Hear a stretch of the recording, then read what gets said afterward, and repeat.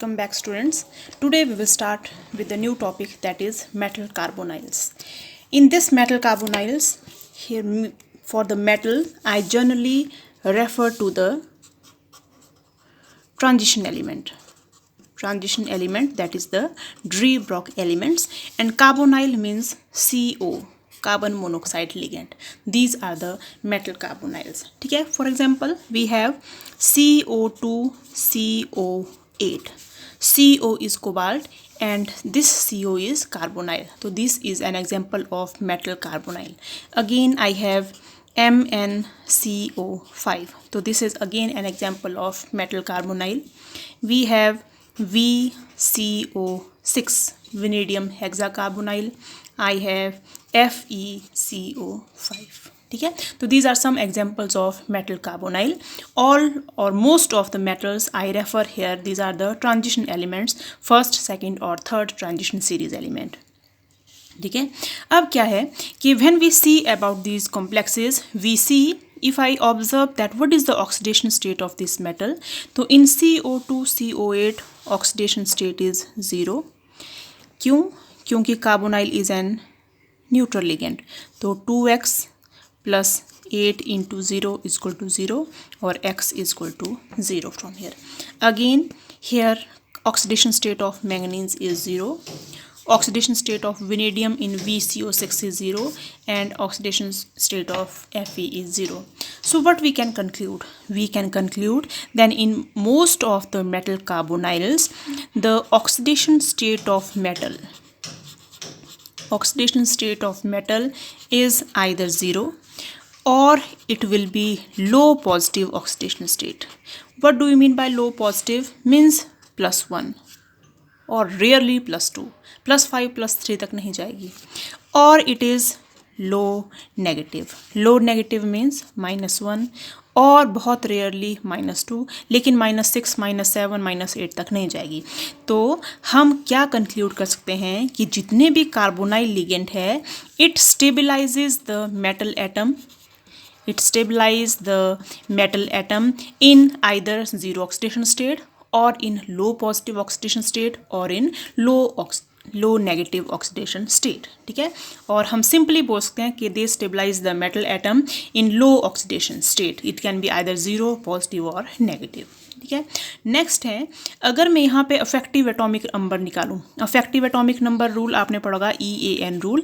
EAN rule क्या बोलता है कि आउटर मोस्ट एटम में the electron should be either equal to 18, इसको 18 इलेक्ट्रॉन रूल भी बोलते हैं, या it should be equal to nearest noble gas. तो जब भी मैं इन एलिमेंट्स में, ये एक्सेप्शन है, जब भी मैं इन एलिमेंट्स में आउटर इलेक्ट्रॉनिक कॉन्फ़िगरेशन कैलकुलेट करती हूँ, for example I have MnCO5. ठीक है, मैंगनीज में आउटर मोस्ट शेल में कितने इलेक्ट्रॉन्स हैं? It is 3d5 4s2. ठीक है, तो total number of electrons are 7 और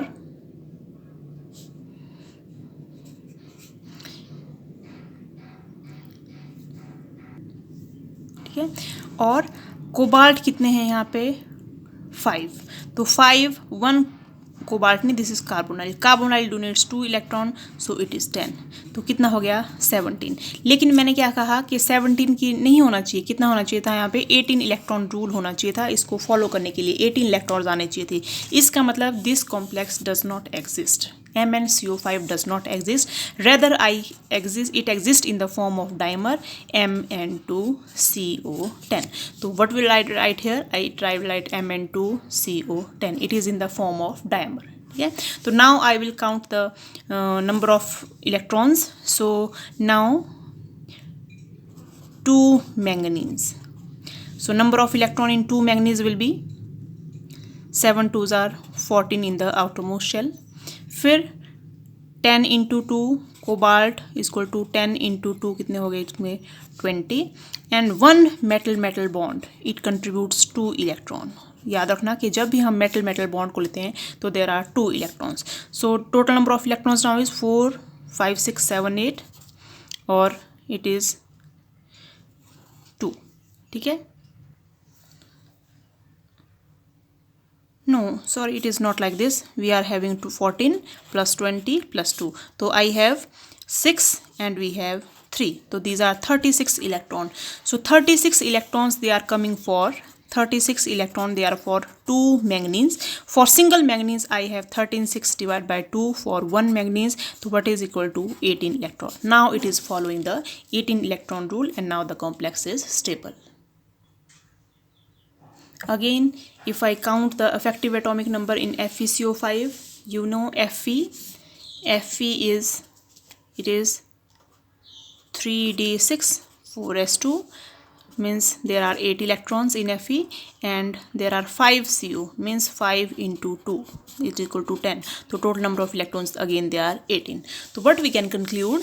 We can conclude that about 99% of metal carbonyls, about 99% of these complexes they will follow the effective atomic number or EAN rule. So two important features are they stabilize the metal in low oxidation state and most of them follow the 18 electron rule.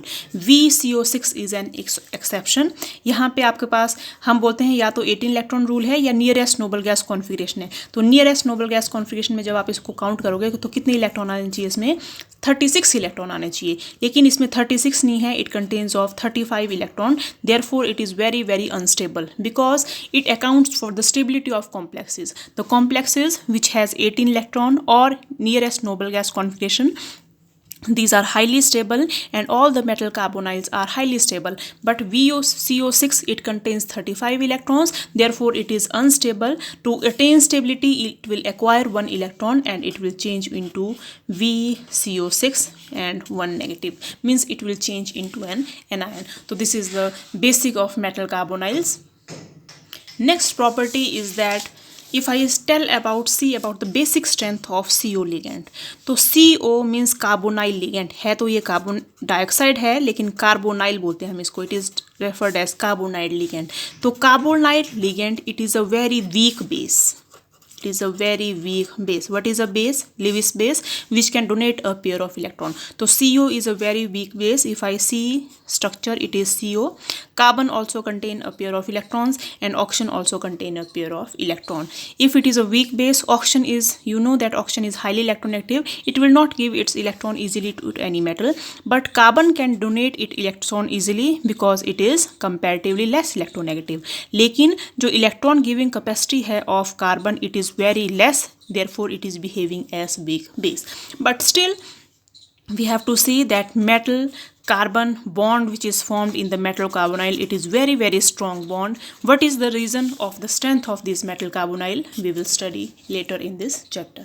Now we will start with the synthesis of metal carbonyl complexes. How these are synthesized? I will tell you some of the method of synthesis here, but I will also give you some chapters or some extra notes which an extra synthesis are given on those notes. ठीक है, तो first synthesis is the direct synthesis. Direct synthesis का मतलब क्या है कि मैंने simple metal ले लिया और मैंने उसमें क्या डाल दिया, सिंपल कार्बोनाइल ऐड कर दिया और आई will gate MCO n number of times if I have taken n number of carbonyl. So this is direct synthesis. It is the direct reaction between finely divided metal. You have taken it in the form of powder, so we have finally divided metal and carbon monoxide is reacted, so we will get direct reaction between these. So first metal carbonyl which was discovered by this method, or simply जो first metal carbonyl जो known था, it was nickel tetracarbonyl. So I have nickel plus I react 4 carbon monoxide molecule at room temperature and I get NiCO4, 4 carbon monoxide molecule जुड़ गए. ठीक है, तो what we can say, it is the first metal carbonyl complex which was discovered. It was first metal carbonyl which was discovered. ठीक है, similarly I can react iron with 5 number of CO. It will result in the formation of, at about 200 degrees Celsius, it result in formation of FeCO5. Similarly, I have react cobalt can also be reacted with 8 number of CO molecules. We have 2 cobalt here. It will result in formation of CO2 CO8. तो these complexes जहाँ पे single atom present है, these are called as mononuclear complexes, जहाँ पे Oaken single metal present है। जहाँ पे दो है हम क्या बोलेंगे, these are called as dinuclear complex. जहाँ ज़्यादा हैं उनको क्या बोलेंगे हम, पॉलीन्यूक्लियर कॉम्प्लेक्सेस। ठीक है। Similarly I have molybdenum. Molybdenum can be reacted with 6 carbonyl, it result in formation of molybdenum CO6। तो यू कैन सी कुछ ज़्यादा मेहनत करने की ज़रूरत नहीं है। सिंपल आपने फाइनली डिवाइडेड मेटल लिया और उन्हीं को आपने किसके साथ रिएक्ट करवा दिया, आपने कार्बोनाइल के साथ। वैसे हमारे पास large number of complexes they can be form. This is tungsten and result in formation hexa carbonyl tungsten. ठीक है। और second method of preparation of metal carbonyl is by reduction of metal salt. By reduction of metal salt in presence of carbon monoxide using any reducing agent। हमने क्या use किया, reducing agent. ठीक है। कौन कौन से रिड्यूसिंग एजेंट यूज़ कर सकते हैं, for example lithium aluminium hydride, you can contain try ethyl C2H5 thrice, triethyl aluminium. You can use simple zinc metal. You can use magnesium powder in pyridine and magnesium powder in pyridine as a solvent, and you can also use RMGX, that is the Grignard reagent. So these all are the reducing agents which are used. क्या करेंगे हमने लिया metal salt, CO और reducing agent, तीन चीज़ें हम react कर रहे हैं। तो metal salt for example you have CrCl3 trichloride chromium. Reducing agent मान लो ले लिया आपने एल्यूमिनियम, और किसकी रिएक्शन करवा रहे हैं, CO मॉलिक्यूल की रिएक्शन करवा रहे हैं। और आपने यहाँ पे लिया है AlCl3, it is used as the catalyst, and C6H6 benzene, it is used as the solvent. So you will get CrCO6 plus AlCl3 will be got. ठीक है। तो this is one of the reaction for, this is metal salt, this is reducing agent, and this is carbonyl.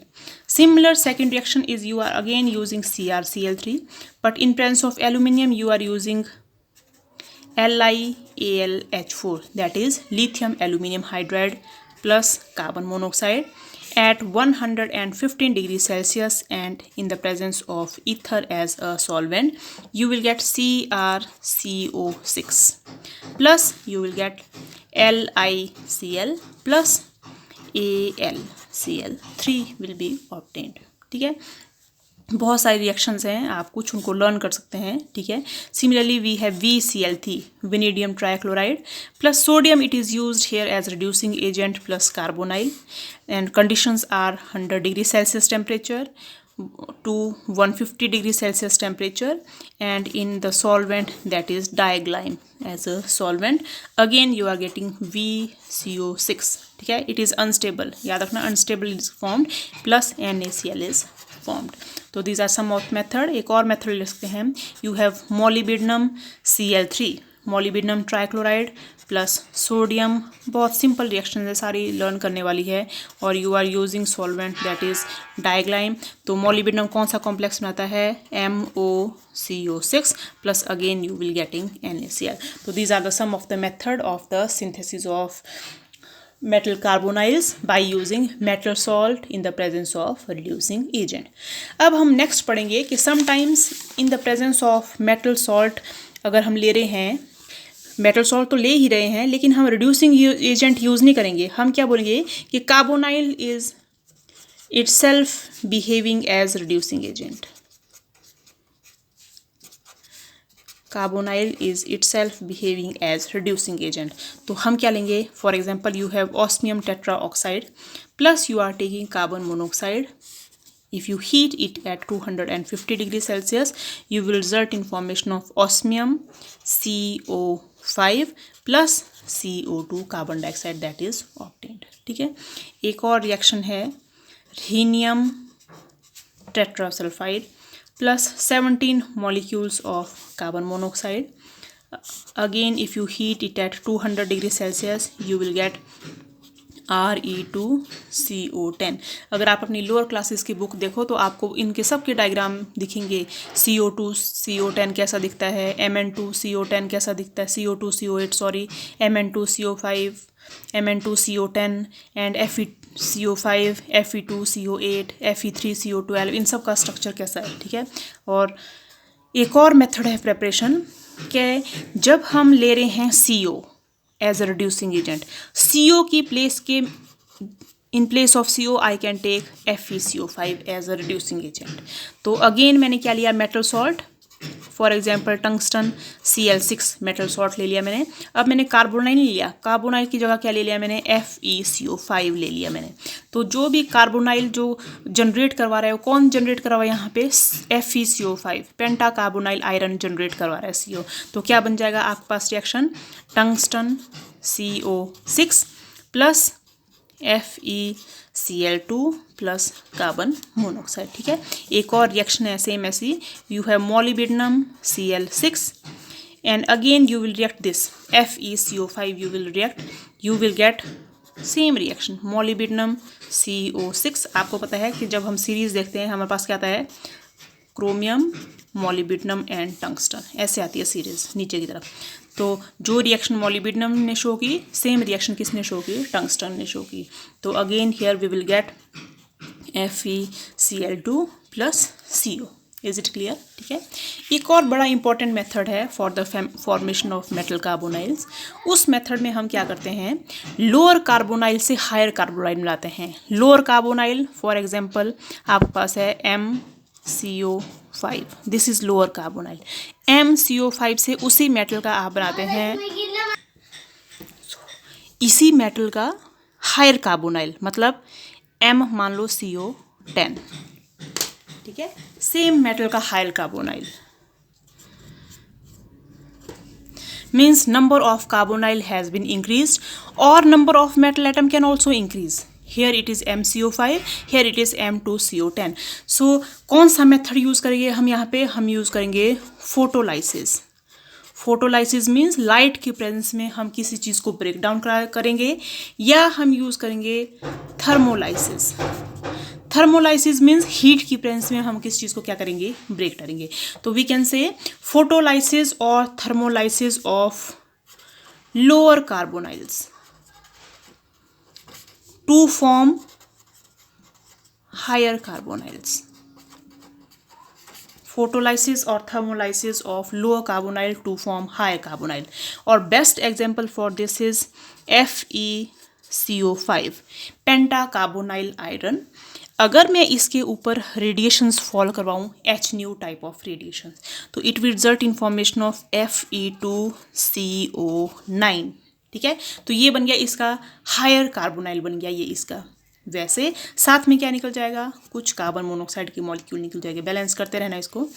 अगर इसी को मैं heat कर दूँ, मतलब यहाँ पे मैंने की फोटोलाइसिस, यहाँ पे मैं क्या कर रही हूँ, थर्मोलाइसिस, तो again I will get another higher carbonyl Fe3CO12 2/3 times, ठीक है, प्लस कार्बोनाइल। तो starting from FeCO5 I have reached till Fe3CO12। Is it clear? Similarly, I have another reaction for this. You have CO2CO8. This is a dimer. We cannot say it is a dimer. We can say it is a dinuclear complex. Again, if I use HNu radiations for it, I am getting CO4, CO12, dodecacarbonyl cobalt, plus 4 CO molecule has been removed. वैसे same reaction I have osmium CO5.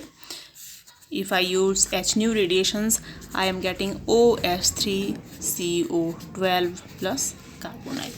So these are some of the method from the preparation of metal carbonyl complexes. ठीक है, अब preparation के बाद हम पढ़ेंगे इसकी bonding in metal carbonyl complexes। फिर हम पढ़ेंगे बहुत इंपॉर्टेंट फीचर्स जो बॉन्डिंग है, और कौन कौन से एविडेंसेस है bonding from the vibrational spectroscopy. ठीक है, आज के लिए सिर्फ हम इतना ही करेंगे। Next time we will start about the bonding.